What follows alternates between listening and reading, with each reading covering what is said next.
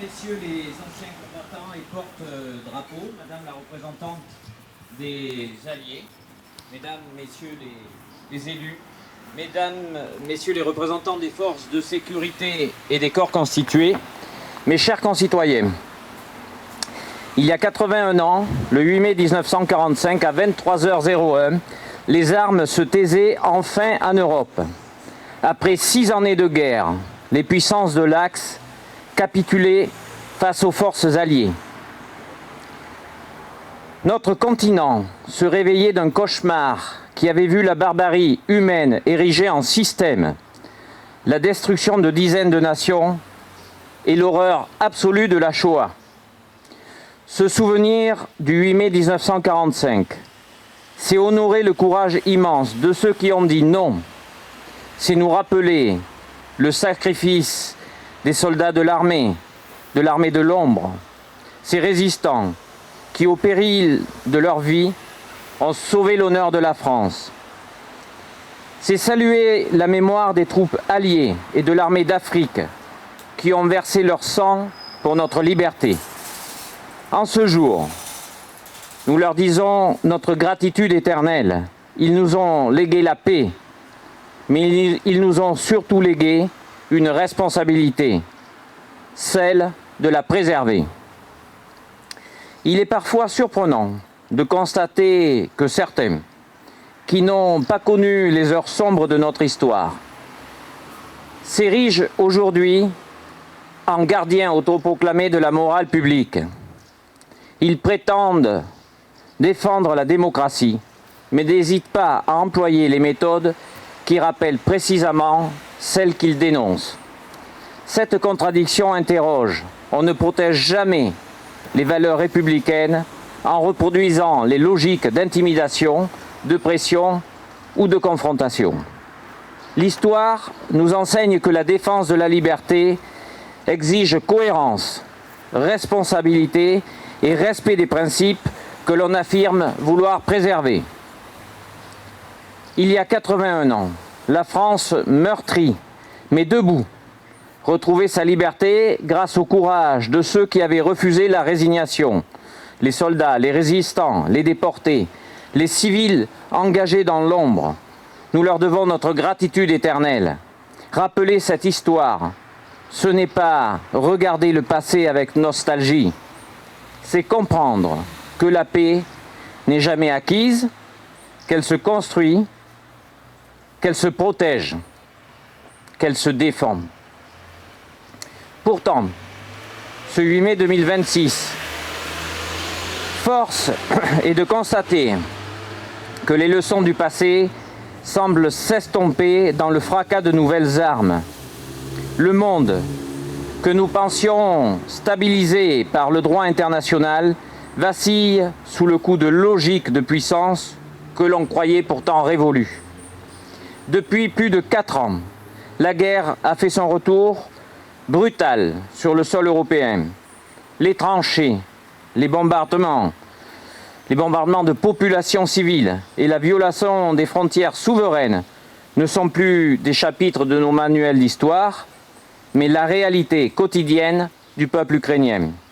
Au Proche-Orient, les cycles de violence et les tensions géopolitiques continuent d'embraser la région, plongeant des millions d'innocents dans la détresse et menaçant l'équilibre mondial. De l'Afrique subsaharienne à l'Asie, les zones de friction se multiplient, alimentées par le nationalisme, le fanatisme, le rejet de l'autre. Nous ne pouvons pas détourner le regard. Regarder le monde en face en 2026, c'est admettre que la paix n'est jamais un acquis définitif. C'est un édifice fragile, une construction de chaque instant qui exige courage, de la fermeté et une unité sans faille de nos démocraties. À ces tensions internationales s'ajoute un contexte intérieur et mondial marqué par de lourdes difficultés économiques. Notre quotidien est bousculé. L'inflation, les incertitudes sur l'approvisionnement énergétique, la crise du pouvoir d'achat et les mutations climatiques pèsent lourdement sur les ménages, sur nos entreprises sur les plus fragiles d'entre nous. Ces difficultés économiques ne sont pas déconnectées du contexte mondial, elles en sont le reflet. Elles créent un terrain propice au doute, à l'inquiétude face à l'avenir et parfois au repli sur soi. C'est précisément là que l'esprit du 8 mai nous guide. En 1945, la France était ruinée, ses villes étaient détruites, son économie était à genoux. Et pourtant, c'est à ce moment précis que le Conseil national de la résistance a su bâtir un modèle social, solidaire et redresser le pays. L'histoire nous prouve que les crises économiques et sociales ne se surmontent pas dans la division ou l'individualisme, mais par la solidarité nationale, l'effort collectif et le sens du bien commun. Ces difficultés ne sont pas sans effet sur notre société. Elles créent du doute, parfois de la colère, souvent de l'incompréhension. Elles peuvent fragiliser le lien social, alimenter les divisions et pousser au repli sur soi. Mais l'histoire nous enseigne une chose essentielle, les périodes de crise exigent plus que jamais de la solidarité, de la lucidité et du courage. C'est dans l'unité que les peuples ont surmonté les épreuves les plus dures.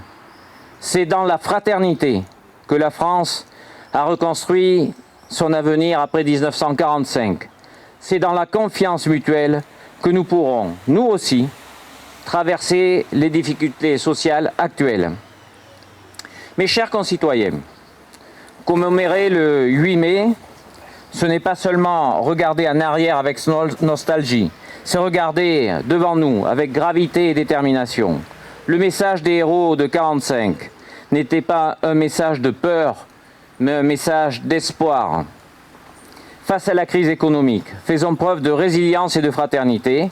Face au bruit des bottes et aux tensions internationales, réaffirmons notre attachement indéfectible aux valeurs de la République, la liberté des droits et la dignité humaine, la fraternité, notre meilleur rempart contre les divisions de notre temps.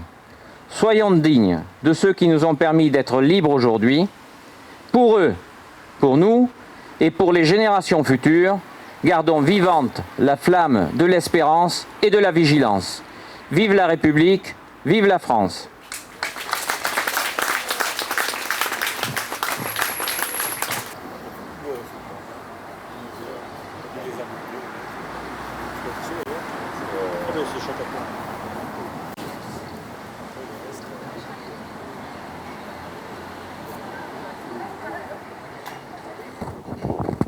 Mesdames, Messieurs, nous allons respecter une minute de silence.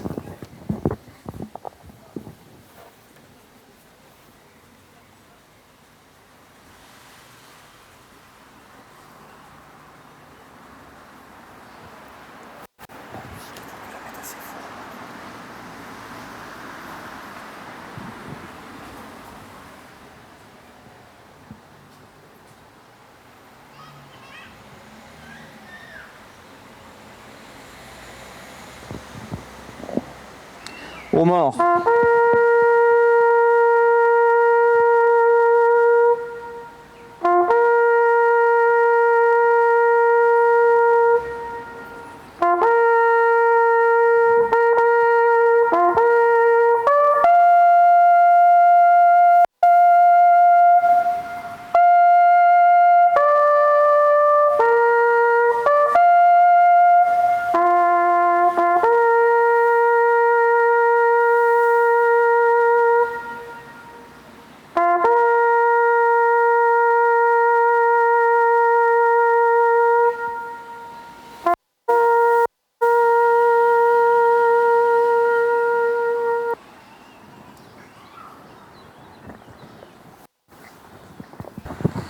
La Marseillaise.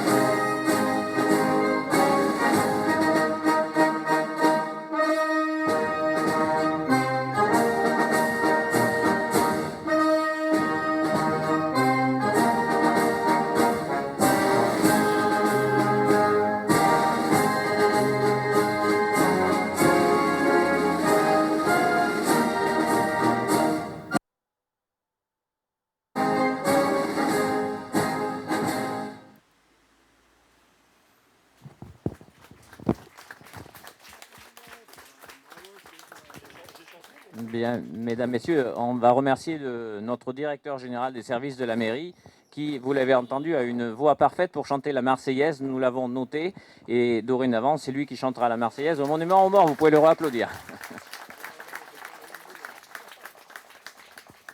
Bien, je voudrais remercier toutes les personnes présentes, les enfants bien sûr, c'est toujours un moment de bonheur pour nous tous. Bravo les enfants. De vous voir participer à ces cérémonies de commémoration qui, comme les discours l'ont rappelé, sont essentielles aujourd'hui dans nos sociétés. Je voudrais remercier notre gendarmerie qui est présente et notre commandant de brigade, les sapeurs-pompiers avec leur commandant de brigade aussi. Je sais que certains ont dû nous quitter parce qu'ils sont en cours d'intervention. Merci à vous pour votre participation. Merci à la presse également qui nous fait le plaisir d'être ici. Et merci enfin à Madame, vous qui représentez fidèlement les alliés et notamment nos concitoyens britanniques. On va les appeler comme ça aujourd'hui. Merci à vous tous. Merci à vous. Bonne journée, bon 8 mai.